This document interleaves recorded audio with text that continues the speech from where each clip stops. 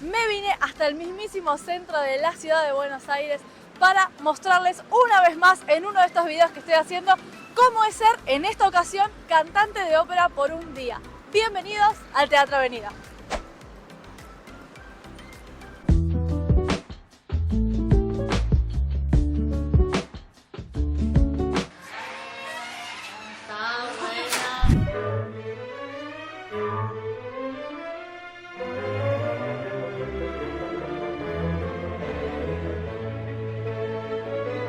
Ahora vamos a recibir a Juana Maldonado, quien es la responsable de comunicación y la responsable también, bienvenida, acérquese, y la responsable también de que estemos acá el día de hoy. Así que estamos muy felices, muchas gracias por la invitación. Bienvenidos al Teatro Avenida. Acaba una cosa que van a ver seguramente después o antes, no sé, cuando Caji decida. Juana prendió las luces del teatro que estaban todas apagadas y fue un momento mágico, una locura. Sí. Es como que querés impresionar a alguien, lo invitás y lo prendes las luces. El teatro tiene eso, en general creo que todas las salas de teatro generan esa mística. Sí, y bueno, este particularmente es mi preferido, ¿qué te puedo decir? Ay, es que es hermoso. Bueno, vamos a conocerlo un poco mientras charlamos. Vale. Juana, ¿qué importancia tiene este teatro particular? Hablamos del Teatro Avenida, por si no le quedó claro a alguien en algún momento. Este teatro en particular para la historia cultural de Buenos Aires. Bueno, en realidad estamos en uno de los 3 teatros más antiguos que continúan en actividad acá en la ciudad de Buenos Aires. Sí. Así que ya es una importancia histórica, te diría. Wow. También tiene un legado cultural muy relacionado con los inmigrantes, por ejemplo, porque fueron los españoles quienes se asentaban en esta zona de la Avenida de Mayo y le dieron vida a esta sala. Qué locura. Primero con la zarzuela, que tiene mucho Claro, canto es que lírico. tiene mucha historia española también, ¿no? Exactamente, está en nuestra identidad, no lo podemos negar, nos sale por todos lados la identidad española. Sí, totalmente. Así que bueno, tiene esa cuestión, esa importancia, y nos gusta pensar que contar la historia del teatro es un poco contar la historia de Buenos Aires, porque se van viendo los cambios reflejados. ¿Cuántos años tiene el teatro? El teatro cumple 117 años ahora en octubre. ¡Guau! Tremendo. ¿Qué importancia crees que tiene la ópera a día de hoy para el mundo en general? Bueno, me parece que lo más mágico de la ópera en este sentido es que sucede en vivo. Es como la importancia de escuchar música en vivo. Generalmente algunos sí utilizan, otros no, pero en general los cantantes no tienen amplificación. Eso, me acuerdo que cuando vine a la ópera, que me invitó Juana el otro día, hizo una historia diciendo los cantantes en la ópera no tienen amplificación y por eso el techo es en forma de cúpula. Abovedado. Claro, de la misma manera que cuando uno canta lírico, tiene que levantar el paladar blando para que hagas esa forma de cúpula, y como que imita eso. Sí, exactamente. Todos los componentes de la sala en realidad están hechos para propiciar la acústica, ya sea los tapizados, la forma en herradura de la sala, el alfombrado, el cortinado, todo, el material de madera también que recubre muchas partes de la sala. Bueno, todo eso favorece la acústica, así que la verdad que la ópera tiene su mejor esplendor acá en el teatro, al menos en este tipo de sala. Y también hay algo que tiene mucha importancia de la ópera, es que hay muchísimas personas detrás. Una orquesta está generalmente compuesta entre 35, 40 músicos al menos, algunos tienen incluso más. Sí. Y muchas de las cosas que pasan en la ópera no se ven. Por ejemplo, la orquesta está casi escondida en el foso de orquesta. Que ahora después lo vamos a ver. Detrás hay muchísimo trabajo de vestuario, maquillaje, puesta en escena, todos los técnicos del teatro que están siempre atentos a todas las pistas y a hacer las cosas en el momento exacto. Qué locura. Bueno, es todo pasando al mismo veces, tiempo. ¿no? Tiene subtítulos, la verdad es que generalmente se utilizan porque muchas de las óperas son en italiano, en alemán, en francés. Entonces, bueno, sí, lógicamente va con el subtítulo, por eso a veces recomendamos que se sienten más o menos a mitad de la platea, es donde tienen la mejor visión y no tienen que hacer así con la cabeza.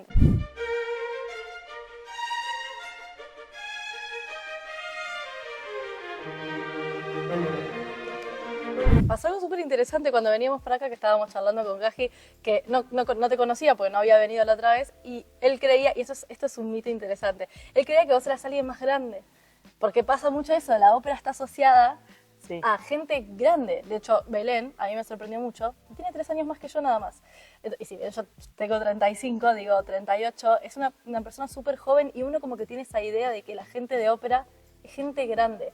¿Cómo estás haciendo cosas? ¿Cuál es tu trabajo como responsable de comunicación para acercarle a gente de nuestra edad o menos la ópera en un momento en el que la ópera es como exactamente lo opuesto a lo que se escucha de manera mainstream. Sí, sí, ese es el trabajo, en realidad el desafío más grande es justamente la comunicación. Creo que a través de la comunicación es como más podemos ir derribando mitos de la ópera y contándole, en realidad contándole a la gente, porque de alguna manera es difundir lo que es el género. Y también hoy gusta mucho todo lo que es un poco diferente, lo que se sale un poco de la norma y vira todo más la experiencia.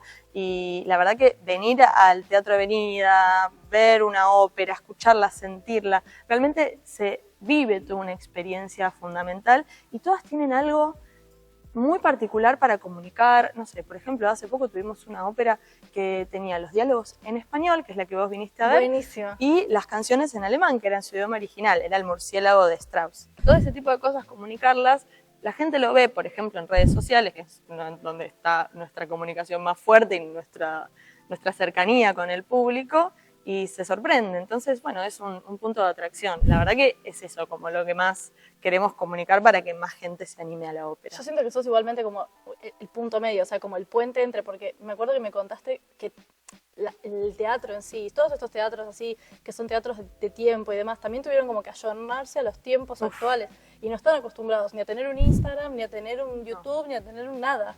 No, es un mundo nuevo, ¿eh? Claro. Todos lo estamos explorando por primera vez. Sí, está como en el puente que une lo moderno, la gente joven, la gente que quizás no está acostumbrada a venir al teatro. Digo, creo que también la pandemia hizo mucho mal en ese sentido de dejar de venir a lugares como el teatro y demás. Y por otro lado también acercar el teatro, que también capaz que se quedó un poco en el tiempo en cuanto a esto de redes sociales y demás, a las redes sociales. Por eso hicimos también todo un laburo, fue de a poco, obviamente no se dio de la noche a la mañana, pero sí fue primero ir pensando diferentes estrategias de comunicación y también ir tranquilos y que el crecimiento o como la comunidad del Teatro Avenida al menos sea orgánica. Total. Porque también nosotros teníamos mucha gente muy fiel al Teatro Avenida y tenemos que laburar para que las generaciones más jóvenes también se acerquen al teatro, a los diferentes géneros que hay acá, por supuesto. Igual a mí me sorprendió muchísimo lo lleno que estaba el día de la función que vine yo. O sea, había fila de gente esperando para entrar, repleto. Sí, es de lo más taquillero que tenemos. Divertidísimo.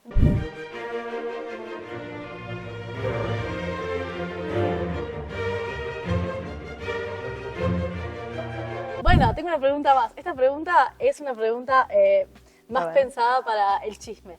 Bien. Siempre hay anécdotas en estos teatros gigantes que fantasmas, que espíritus, que... Qué miedo preguntarte esto en este momento, Dios. Pero... Sí. Igual está todo bien. Ok, perfecto. Es usual esa pregunta. Respetos al señor fantasma del teatro. Tenemos buena onda, sí, efectivamente hay un fantasma acá en el teatro. Me lo contó hace un rato y yo me cagué un poco, te digo. Sí, yo te voy a ser sincera, yo no lo presencié, así que todavía al menos no. ¿Pero cuál se es la historia? Presentó conmigo, pero sí con muchos de los técnicos y la gente que trabaja acá en el teatro. En realidad, el teatro en el 79 tiene un derrumbe.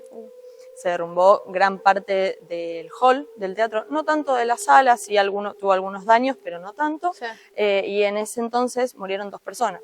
Un bombero que vino a ayudar ¿A rescatar? Y la persona que era el casero en ese momento del teatro. Claro, bueno, nosotros no sabemos. Especial por el teatro. Exactamente, nosotros no sabemos decirte quién es exactamente, sí sabemos que es el fantasma del 4º piso.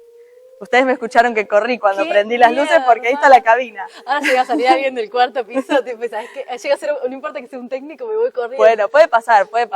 A veces se escuchan ruidos que no sabemos de dónde provienen, luces o cosas que sentimos como que se mueven. Todo ese tipo de cosas han sucedido, tanto en la función como, bueno, durante los horarios de trabajo también durante el día. Así que tenemos, pero respeto. Místico y terrorífico. Sí, es lindo. Bueno, señor, nuestros respetos. Les pedimos siempre permiso cuando ingresamos a la sala. Está todo bien. Gracias por dejarnos grabar. Muchas gracias. Bueno, Juana, muchísimas gracias a vos por venir. Lo que nos contaste. Y ahora vamos a conocer a una soprano. Soprano. Ahora vemos si te puede ayudar con algún tipo de voz. Sí. Bueno, me trajiste a conocer a alguien, ¿no? Vamos a presentarte a María Belén Rivarola. ¡Ay, qué emoción! Me parece que ella te puede ayudar con algunos tips, la podemos conocer. Ella es una soprano. ¡Ay, me muero! ¿Qué tal? ¿Cómo estás? Mucho gusto. Me encanta. Y aparte se ve en un camarín de un teatro que es una cosa tan linda, qué experiencia tan maravillosa, por favor. Sí, bueno, la magia del teatro, ¿no? ¿En qué momento te enamoraste de la ópera? Porque aparte es interesante porque teniendo como tantos géneros musicales para elegir como cantante, elegir la ópera es como, me interesa saber cómo decidiste este es mi lugar. Bueno, a ver, yo empecé haciendo música de muy joven, a los 7 años empecé con clases de piano. Sí. Y después empecé en el coro de la iglesia con mi mamá, yo tenía 9 años. Entonces ahí ya había arrancado a cantar. Después con el tiempo me empezó a gustar un poco el folclore. Mirá. Y teniendo unos 12 años más o menos, en la escuela empecé a cantar en peñas, ¿no? En peñas folclóricas, guitarra, bombo. Clásico, igual, de uno que canta se puede cantar en cualquier... Totalmente. ¿Hay un acto? ¿Puedo cantar ahí? Sí. Totalmente, eso era lo que pasaba. Y después empecé a hacer, bueno, las que vamos a llamar siempre para los actos. Total. Y con el tiempo, bueno, empecé a notar que después de que te cantaba, me quedaba fatigada. Entonces terminé diciendo, bueno, debe haber algo, alguna manera de que no me fatigue, me voy a poner a estudiar canto. Y bueno, por consejo de un amigo me dice, ¿por qué no te anotas en la universidad? No, pero todavía no tengo 18 años. No, no importa, puedes hacer los pre-universitarios. Bueno, voy. Y cuando fui era canto lírico. Claro, porque encima de los conservatorios hay muy pocos de canto popular. Exactamente, ahora recién se está abriendo esa rama, lo cual es interesantísimo Total. también. Pero bueno, estaba en Rosario, que es de donde soy, y cuando entré a la universidad y vi que todos estaban a los gritos, decía yo, digo, yo esto no lo puedo hacer, es imposible, es imposible. Empecé las clases y me dijeron, bueno, mira, la verdad es que vas bien, Sí. tendrías que ir a ver una ópera y ver si te interesa Claro. y si te gusta. Y bueno, mi primera experiencia fue en el Teatro del Círculo, donde voy a ver una ópera de Verdi, justamente, Otello. Wow. Y me enamoré. Fue sencillamente así. Fue Qué amor a bueno. primera vista. Y dije, sí, yo quiero ser Es esto lo que quiero hacer, es teatro y música al mismo tiempo, expresar y con tanta profundidad. ¿Y tenés algún recuerdo así de alguna primera función, alguna primera subida a un escenario? ¿Qué sentiste desde el lugar ya de cantante de ópera? Bueno, nervios. Bueno, claro, sí. Muchos. Principalmente. Muchos porque en realidad justamente parte del plan de la universidad era tener un grupo de cantantes y hacer experiencias de teatro, estudiar teatro para poder después brindar conciertos, ¿no? Claro. Y esa fue mi primera experiencia y no fue muy lejos de empezar a estudiar.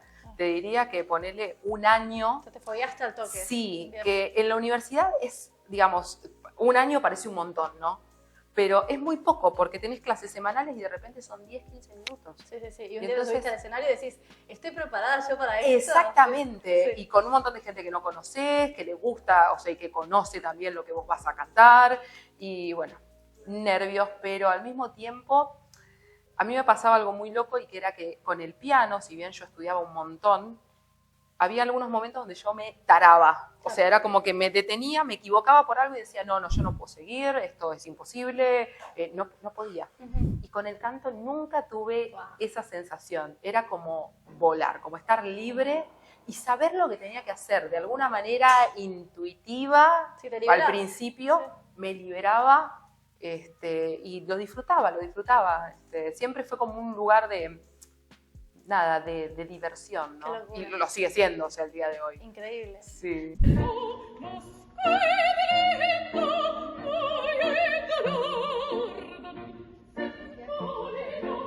Una cosa interesante que veníamos hablando con Juana también, que es súper joven.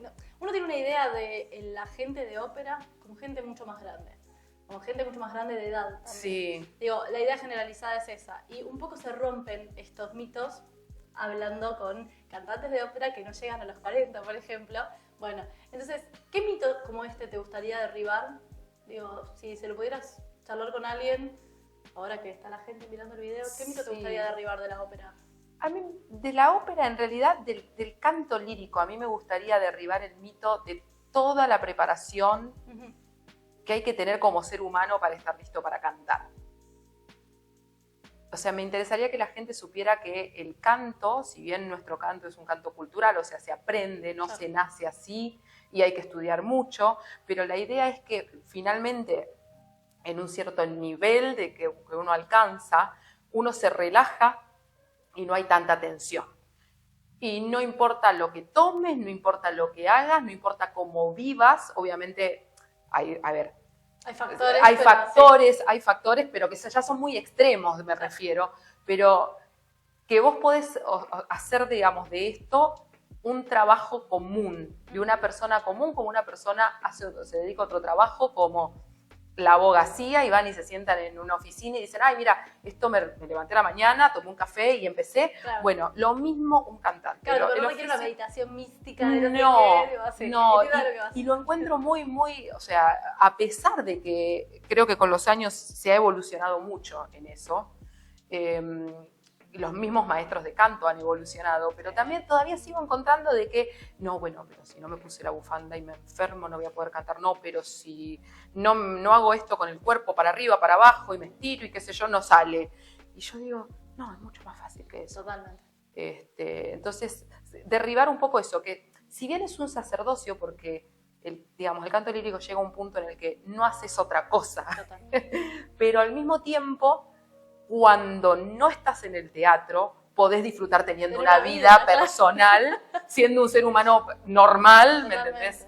Comiendo lo que quieras, disfrutando lo que te gusta. Me encanta, es un re buen mensaje, está buenísimo, porque es verdad, es como que se piensa la ópera como algo súper estructurado, que tiene que ser de determinada manera, y mismo los profesores a veces, los profesores que uno ha tenido a lo largo de la vida, te van también como marcando en esto de tiene que ser así, y no siempre tiene que ser así. Sí, yo creo que la pretensión es una cosa terrible. E incluso es feo recibirla de parte de la gente que te prepara, porque no sabés qué te gusta a vos. Claro. Entonces, pretendés ser un cantante.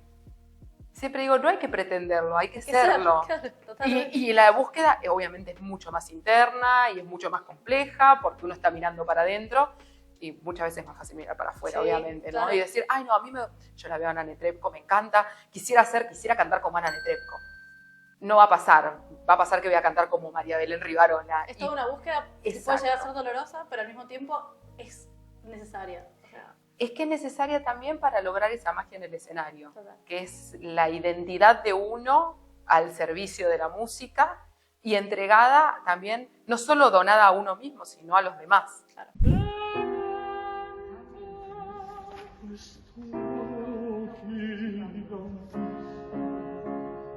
Bueno, Belén, me interesa saber días de ensayo, como hoy, por ejemplo. ¿Cómo preparas el cuerpo? ¿Cómo preparas la voz? ¿Haces algo especial? ¿No? No, en realidad no. Trato siempre, obviamente, la noche anterior dormir bien, poder estar descansada, después tener un buen desayuno. ¿Vocalizas tranquilo. muy temprano o vocalizas? No, hoy, por ejemplo, vocalicé un ratito antes de salir de casa. Sí. Pero muy poco, porque en realidad yo tengo la convicción de que aprender a cantar es como aprender a manejar o a escribir. Sí, es instintivo en algún punto. En un punto termina siendo lo que haces todo el tiempo. Totalmente. Es como si vos me dijeras que para escribir movés la articulación de la muñeca antes de escribir. Voy a calentar la muñeca para escribir. Claro.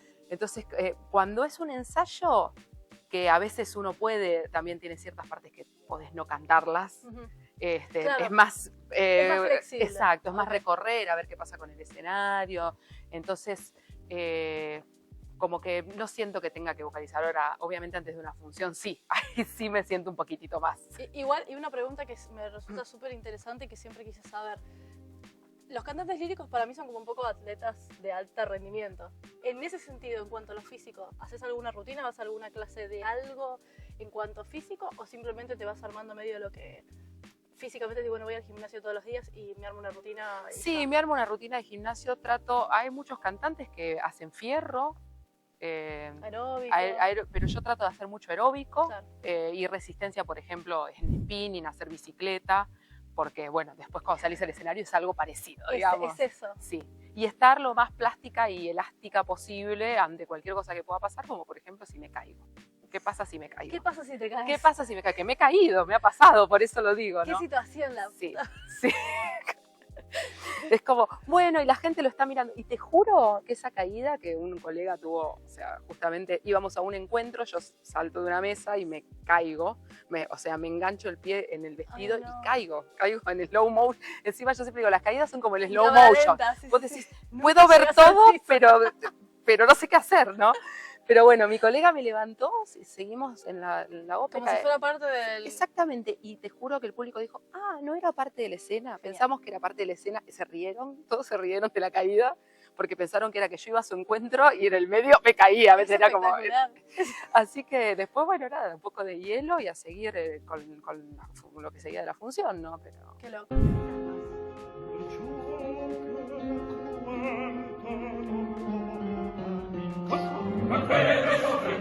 Para cantantes que se estén empezando a formar ahora y que vean la ópera como algo, como una opción interesante para hacer al futuro como su trabajo, ¿qué les aconsejarías? Bueno, primero que se preparen musicalmente. Es una de las cosas más importantes.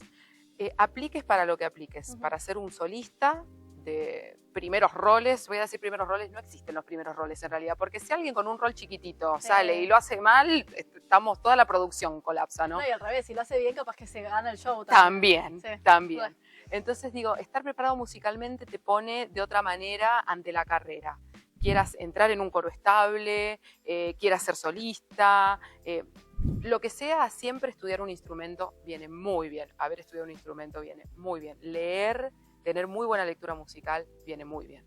Muchas veces se menosprecia esto y se piensa que es todo con la voz, pero la realidad es que la voz, una vez que está puesta, si no hay música, si vos no sos hábil para leer rápido, para estudiar rápido, ¿Qué es lo más difícil? ¿Qué es lo más difícil? Porque, porque la voz decís, bueno, aprendo a educar el oído, aprendo las técnicas y ya está. Pero después el leer música es como... Exactamente. Siempre y a veces, fue un poco mi perdición. Así que... Y a veces pasa esto de que te llaman de un momento al otro o te dicen, bueno, en 3 semanas empezamos una producción de tal cosa. ¿Tenés tal rol? No.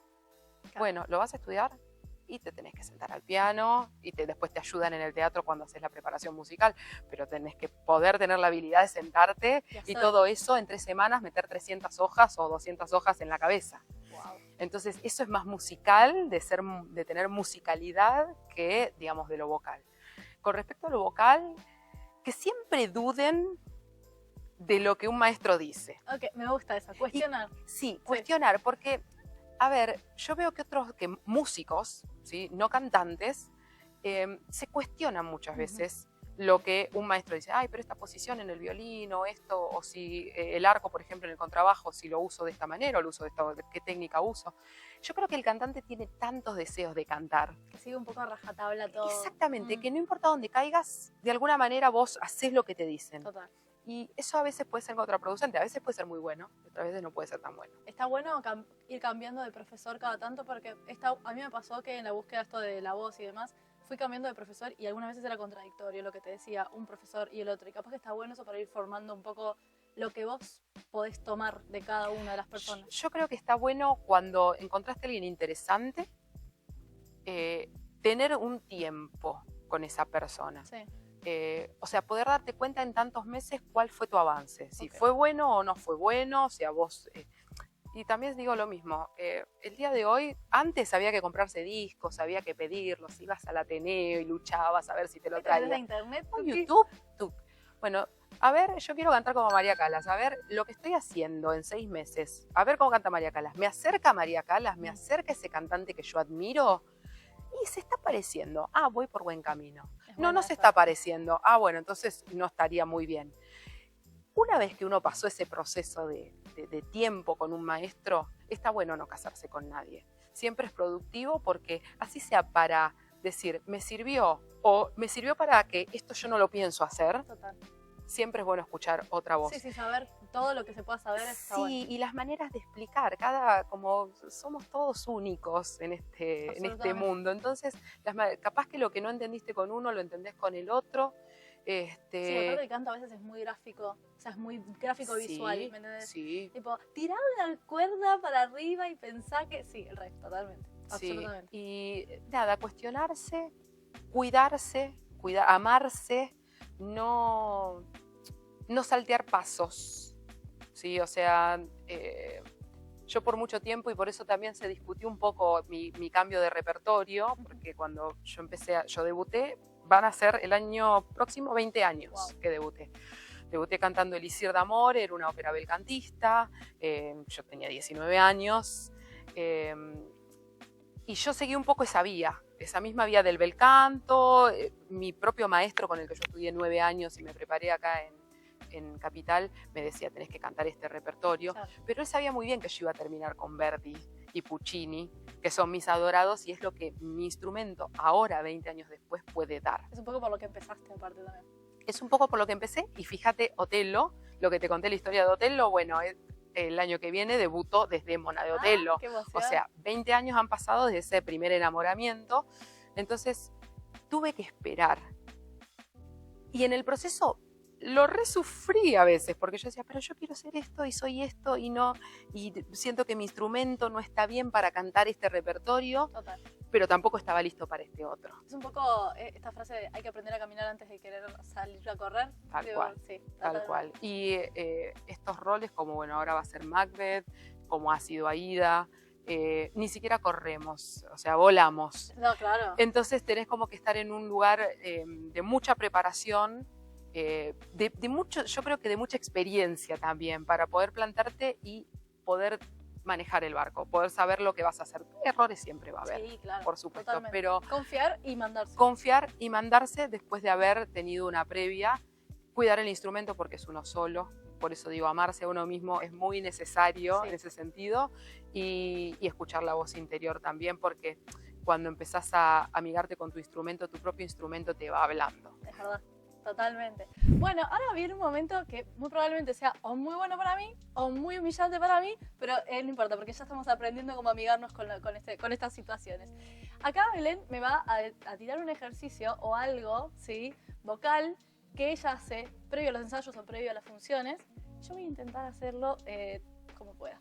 Vamos a... No, pero igualmente, entre paréntesis, tengo que decir que yo también tengo formación lírica. Digo, no es que me voy a tirar la aventura. No, boludeces no. No hagan eso, ustedes. Tienen que tener No hagan eso en formación sus lírica. casas. Claro, efectivamente. Bueno, pero Belén va a puntuar qué tan bien lo hago o qué tan mal lo hago, ¿ok? Bueno, yo para comenzar, para ver cómo me siento en el día, lo primero que hago es como un leve staccato. Ay, me encanta. Ah. Qué nervios. Siempre unos nervios cuando tengo que No hacer va a algo. pasar nada, yo no como a la gente, quédate tranquilo. Entonces, por ejemplo, empezaría con... Ok. Bien, ahora voy a ir subiendo con cada vocal.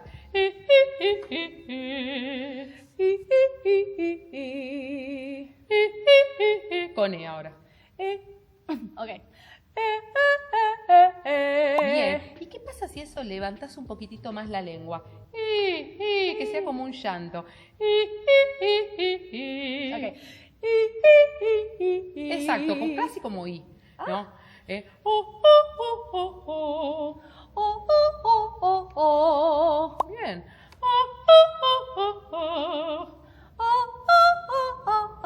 Estoy tratando de ver cómo lo hace porque a ella le resuena mucho más la voz que a mí. Entonces digo, ¿qué está haciendo con la cara? ¿Qué está haciendo con la lengua? Lo necesito como procesar. Bien, no, pero estuviste muy bien. Ahora te voy a pasar uno un poco más difícil. Ahora, una vez que paso por... No vocalizo mucho, vocalizo entre 3 y 5 minutos nomás, pero cuando tengo la sensación de que anda todo bien, Sí. hago este ejercicio.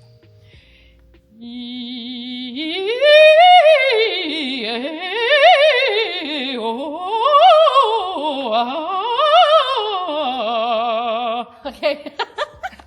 Bueno, a ver si Se lo sale. repito lento. Por favor.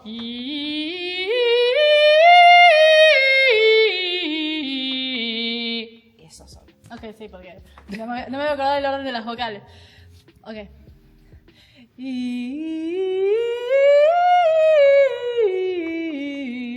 Va muy bien. Ahora pensá que es una sola I. Sí. Y es como que le doy el envión.